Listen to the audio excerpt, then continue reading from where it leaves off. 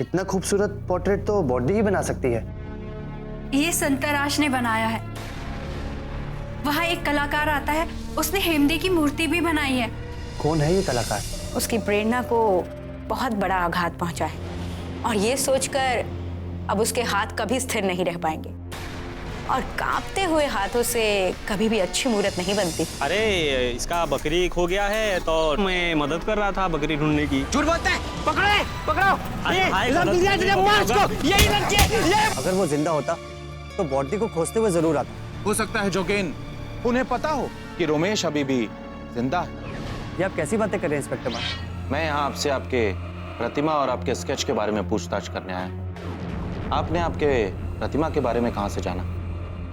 पहली बार तो मैं आप ही के साथ गई थी ना, उस घुसपैठिए का स्केच बनवाने। तभी मैंने पहली बार उस मूर्ति को वहां देखा था। और ये पोर्ट्रेट? उसके बाद अक्सर मैं संतराश के यहाँ जाया करती थी। एक दिन मैंने उसे ये बनाते हुए देख लिया था। आपको ये बातें अजीब नहीं लगती विक्टोरिया जी? कोई कैसे आपकी पोर्ट्रेट बना सकता है, वो भी बिना आपसे पूछे, बिना आपकी जानकारी के? आप इन बातों को इतने हल्के में कैसे ले सकती हैं? इंस्पेक्टर मान, किसी कलाकार द्वारा कुछ बनाया जाना, इसमें आश्चर्य की बात क्या है? अगर किसी कलाकार को किसी वस्तु से प्रेरणा मिल रही है तो इसका अंदाजा लगाना कला के लिए खतरा है। और अगर कोई मुझे देखकर प्रेरित हो रहा है तो ये तो मेरे लिए सौभाग्य की बात हुई ना कि चिंता की। तो इसमें अजीब लगने वाली क्या बात है? और ये पोर्ट्रेट?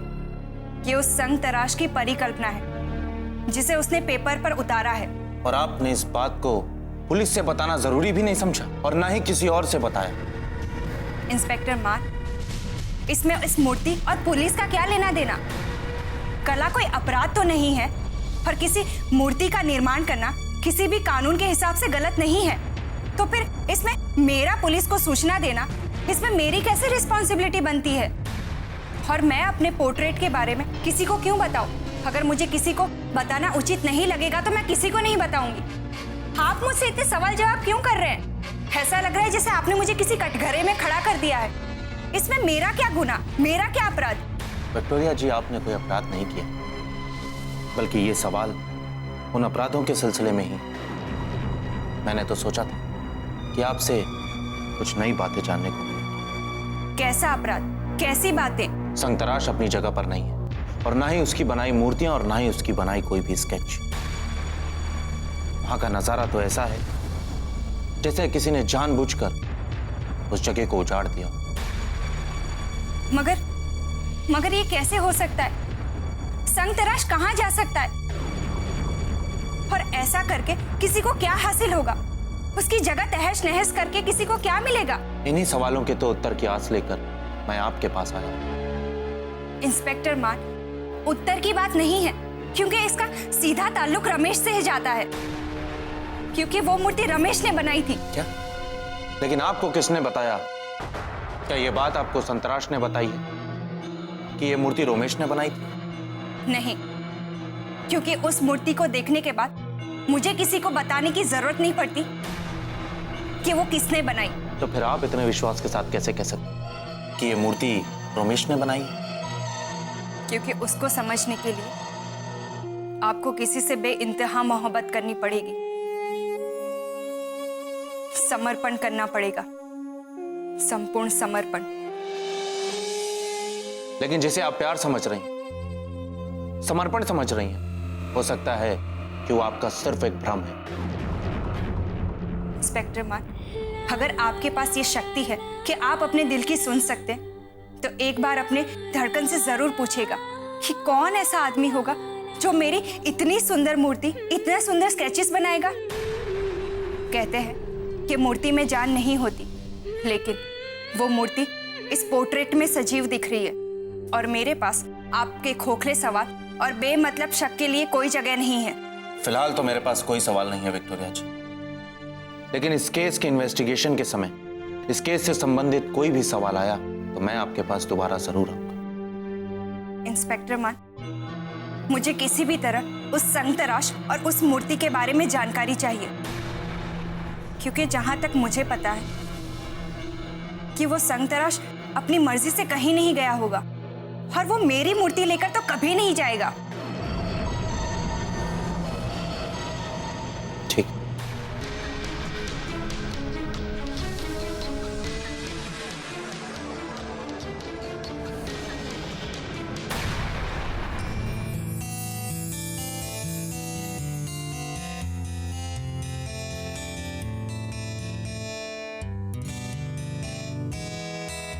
नमस्कार बारेन बाबू।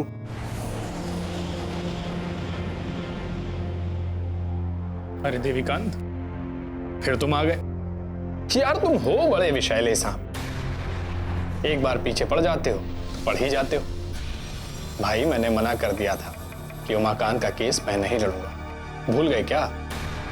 बारेन बाबू, आप मना करते रहेंगे और मैं बार बार आता रहूंगा, क्योंकि मुझे पूरा यकीन है कि इस केस को लड़ने के लिए आप सबसे काबिल वकील हैं। मुझे आपकी काबिलियत पर पूरा भरोसा है, लेकिन पता नहीं आप इस बात को मानने को तैयार क्यों नहीं। आपको ऐसा क्यों लगता है कि आप ये केस नहीं लड़ सकते? नहीं नहीं बारेन बाबू, उमाकांत ने आपके साथ बहुत काम किया, आपकी शरण में रहा, और आज जब वो जेल में है तो आप कहते हैं आप उसका केस नहीं लड़ेंगे। ये तो गलत बात है। अच्छा, बहुत सही डायलॉग करते हो यार तुम तो, हैं? लेकिन देवीकांत, मुझे अच्छा बुरा समझाने की कोशिश मत करो। ये अपनी चतुराई ना कहीं और जाकर दिखाओ तो अच्छा होगा। ये चतुराई नहीं बारेन बाबू, मेरा धैर्य है कि आपके बार बार मना करने के बावजूद भी मैं बेशर्मों की तरह चला आता। तो तुम्हें शर्म क्यों नहीं आती देवीकांत? भाई को बचाने के लिए आदमी किसी भी हद तक जा सकता है। मैं तो सिर्फ धैर्य रख रहा हूं। तो अपना धीरज तोड़ दो देवीकांत, क्योंकि एक बात तुम अच्छी तरह से सुन लो, मेरा फैसला बदलने वाला नहीं। कैसे धीरज छोड़ सकता हूं बारेन बाबू? भाई है वो मेरा, जेल की दीवारों से सर टकरा टकरा के मर जाएगा वो। उसे मरने के लिए छोड़ दूं? आप अपने भाई के साथ ऐसा कर सकते हैं क्या? आपका कोई भाई नहीं है क्या? नहीं देवीकांत, मेरा कोई सगा भाई नहीं। तभी आप मेरी भावनाओं को नहीं समझ रहे हैं। देवीकांत, मुझे भाई की भावनाओं में बहाने की कोशिश मत करो। भाई से बढ़कर मेरा दोस्त था, और मुझे इस तरह से बातें करके मुझे बहलाने की कोशिश मत करो। एक बार मैंने कह दिया ना कि मेरा फैसला अटल है, तो अटल है। अरे नहीं नहीं बारेन बाबू, ऐसा कोई प्रण मत कर बैठिए, वरना वो तोड़ना पड़ेगा। क्योंकि आंधी, तूफान और देवीकांत बिना मकसद के नहीं आते, और ऐसे तूफान का ही क्या फायदा जो अपना मकसद पूरा ना कर सके। बारेन बाबू, कहीं इस तूफान में आपका कुछ बह ना। अच्छा, तो देवीकांत तुम मुझे धमकी दे रहे हो? धमकी नहीं दे रहा, समझा रहा। अब देखिए ना, इस शहर में कितने हादसे हो रहे हैं। एक हादसा और हो जाएगा तो क्या होगा? पुलिस की केस में एक फाइल और बढ़ जाएगी।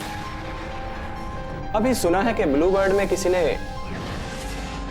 कातिल को देखा है, लेकिन पुलिस फिर भी कुछ नहीं कर पा रही। देवीकांत, जब तक पुलिस को कोई सबूत नहीं मिलता ना, तब तक अपराधी भागता रहता है। लेकिन जिस दिन पुलिस को सबूत मिलता है, तो अपराधी की आंखों के सामने पेंडुलम की तरह फांसी का फंदा घूमता रहता है, और अपराधी तिल तिल मर जाता है। लेकिन चेहरे से बड़ा तो कोई सबूत नहीं होता। लेकिन चेहरा देखा किसने देवीकांत?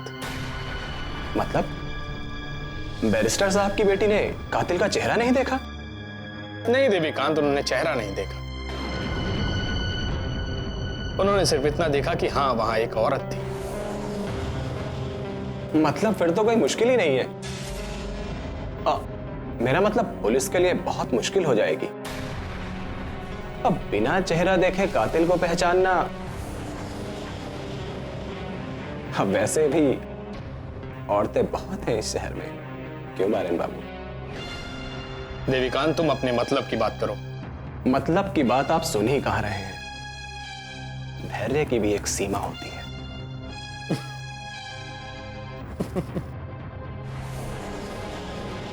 तुम कहना क्या चाहते हो देवीकांत? देखिए, आदमी अपने को या अपने चाहने वालों को बचाने के लिए कुछ भी करता है। मान लीजिए मैं आपसे यह कहूं कि यह केस लेने की जरूरत आपको इसलिए है कि आप पर या आपके चाहने वालों पर कोई आपत्ति ना आए। देखो देवीकांत, तुम्हारा भाई खून के इल्जाम में बंद है। उसे छुड़ाना इतना आसान नहीं होगा। वो तो मुझे भी पता है, तभी तो मैं आपसे ये केस लड़ने के लिए कह रहा हूं। अब तो विनती करते हुए भी बहुत समय गुजर गया। आपकी बड़ी इज्जत है सहद, इस इज्जत को बदनाम मत होने दीजिए। देवीकांत, ये मुमकिन नहीं है। मगर गुंडों का हमला करना तो मुमकिन है। इतना बड़ा शहर, कहीं भी कभी भी कुछ भी हो सकता है, किसी को पता नहीं।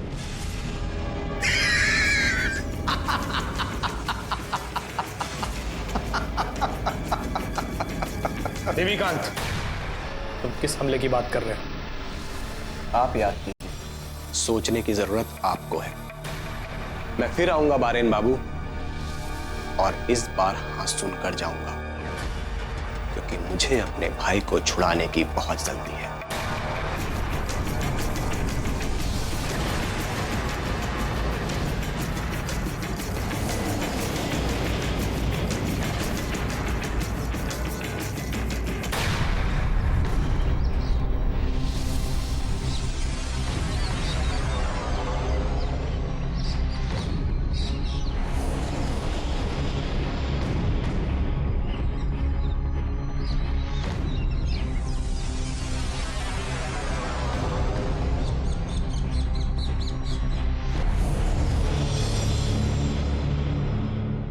जिसको मैं मालिक माना, जिसके लिए सब गुनाह किया, उसी ने धोखा दिया। कहता है भाग जा। मैं नहीं बचा सकता। अरे तू नहीं बचा सकता तो ये सब करवाया क्यों? सब के सब मालपुआ खा रहे होंगे और मेरे लिए यहाँ तक रोटी भी नहीं है। सब जानता था, सब समझता था, लेकिन फिर भी किया मैंने। तुम सबको सजा मिलेगी। मुझे तो भगवान ने समझा दिया कि कर बुरा तो हो बुरा। ऐसे ही रुक रुक करके अपने सारे पाप धुल दूंगा। माफी मांगूंगा अपने भगवान से। अब इस कीचड़ को छोड़कर सच्चाई का रास्ता पकड़ूंगा। मैं पुलिस की मदद करूंगा। पुलिस को बता दूंगा कौन कौन शामिल है सुनेरी के मर्डर में, कौन कौन शामिल है दलाली के धंधे में। देवीकांत, मालिक के तलवे चाटने वाला लोमड़ी है तू। तुझे तो मैं अंधे कुएं में गिराऊंगा। ये सभी कुत्ते का छुट्टी करने का टाइम आ गया। बस मुझे शक्ति दे भगवान, ये कीचड़ से मैं आसानी से निकल जाऊं।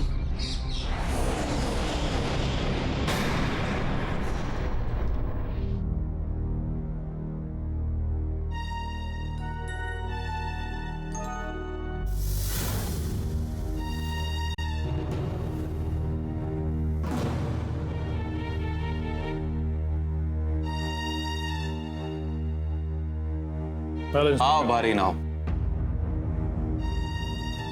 तुम्हारे लिए कई सवाल थे मेरे पास। मैं कब से तुम्हारा ही इंतजार कर रहा था। क्या मैं बैठ सकता हूँ? बिल्कुल बिल्कुल। इंस्पेक्टर, आपके सवाल का सिर्फ एक ही जवाब है। मैं आपके सभी सवालों का जवाब अपने साथ लेकर घूमता हूं इंस्पेक्टर मान, क्योंकि मेरा पेशा ही सवाल जवाब का है। तुम्हारा पेशा सवाल जवाब का नहीं, तुम्हारा पेशा झूठ बोलने का। मैं तुम पर किसी धारा के तहत कोई आरोप नहीं लगा। ये इंसानियत के खिलाफ। मैं कुछ समझा नहीं। तुमने ये किस बेस पर कहा कि रोमेश की मौत हो गई?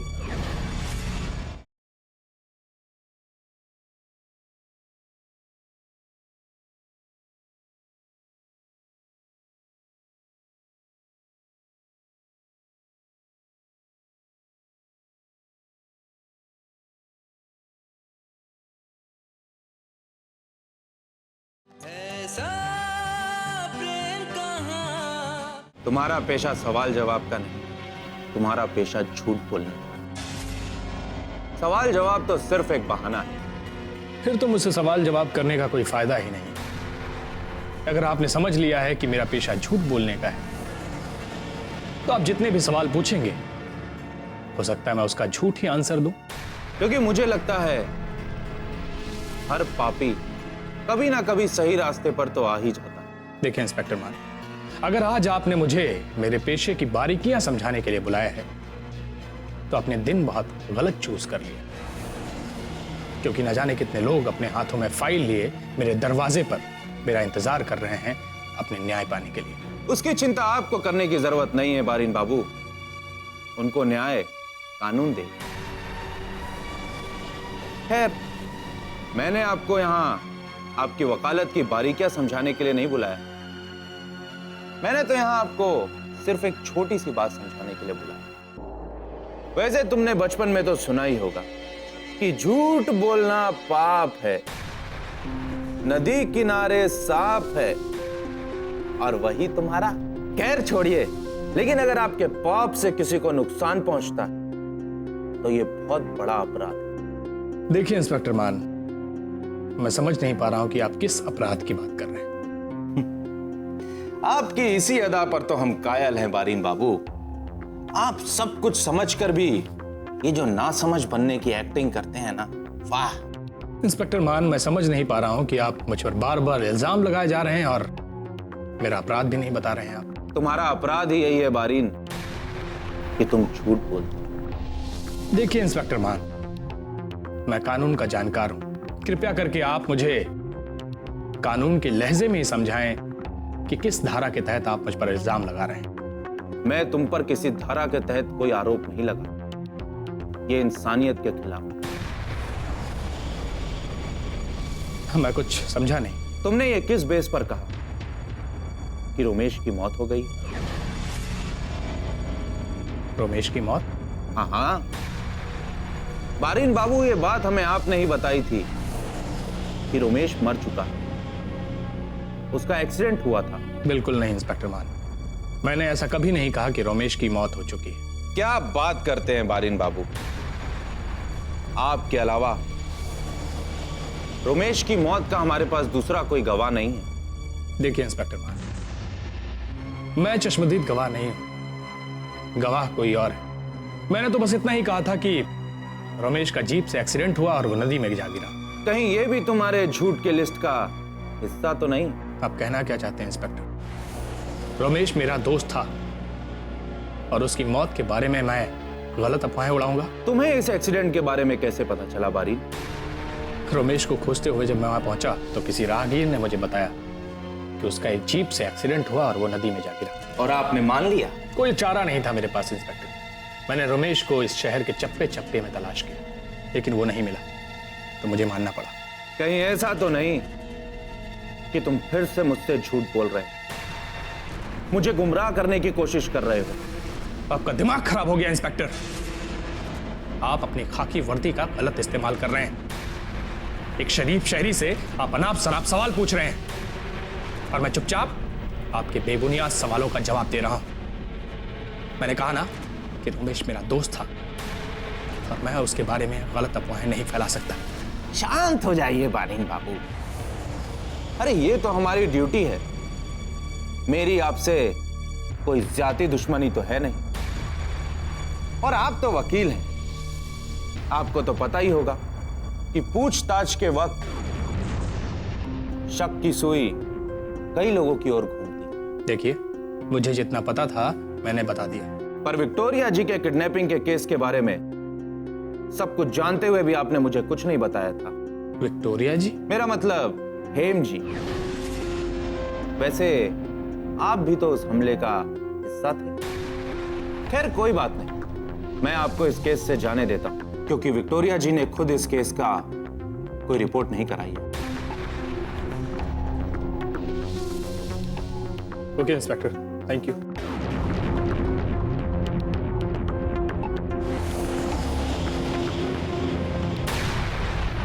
যোগেন, এটা চলবে না, চলবে না। अरे भाई जवान हो यार, है चिंता चिंता किस बात की है? अरे देखो भाई, तुम्हारे अभी खेलने खाने के दिन है, चिंता करने की नहीं। और चिंता नहीं नहीं, हमारे एक मित्र कहते हैं चिंता चिता समान है। और मैं तुम्हें बता दूं, चिंता पर सीनियर सिटीजन का जन्म सिद्ध अधिकार है। हाँ काका, आपको पता भी है कि क्या हो रहा है? क्या हो रहा है भाई जिसके लिए तुम चिंता करने लगे हो? काका, नई बातें खुल रही है, ऐसी बातें सामने आ रही हैं जो ऑलरेडी खत्म हो चुकी हैं। नई बातें? मगर काका, उस फकीर संतराज से किसी की क्या दुश्मनी? कहीं तुम्हारा इशारा रमेश की तरफ तो नहीं? मैं ये बात नहीं जानता। मैं बस इस बात से चिंतित हूँ, अगर वो शिल्पकार रमेश है और वो हमारी जिंदगी में वापस आ गया तो?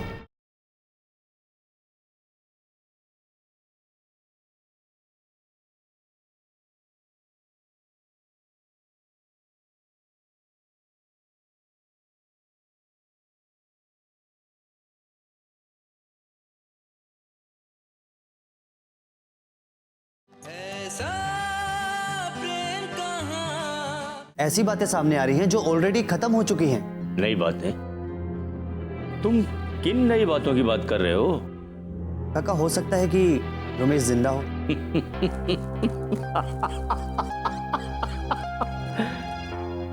जोगेन बाबू, ये कोई नई बात नहीं है। जिसकी लाश नहीं मिलती है ना, उसके आदमी लोग यही उम्मीद लगाए रहते हैं कि शायद अभी वो जिंदा है। हो सकता है काका, मगर ऐसे कई कारण हैं जिनसे ये बात सामने आ रही है। कोई लाश न मिलना ही एक कारण नहीं है। तुम किन कारण की बात कर रहे हो?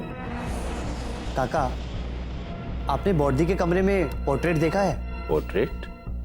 नहीं, मैं नहीं जानता इस बारे में। काका, संतराज के यहाँ पर बॉर्डी की किसी ने प्रतिमा बनाई है।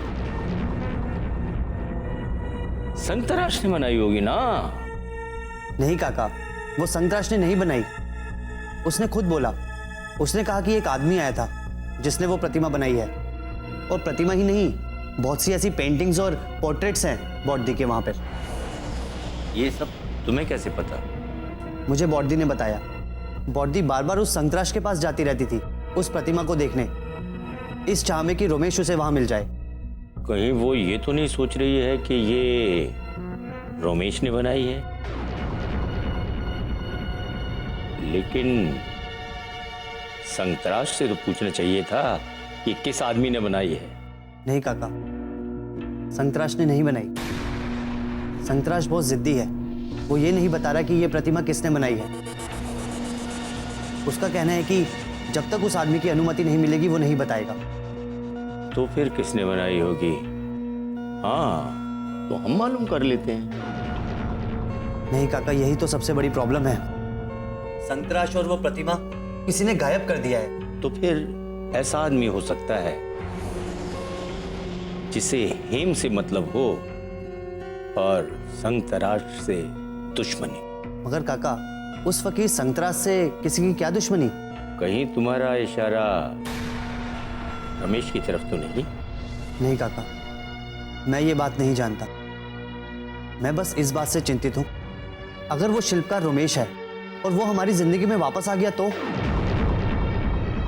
अगर आप किसी से बेइंतहा मोहब्बत करते हैं तो उसे आजाद छोड़ दीजिए।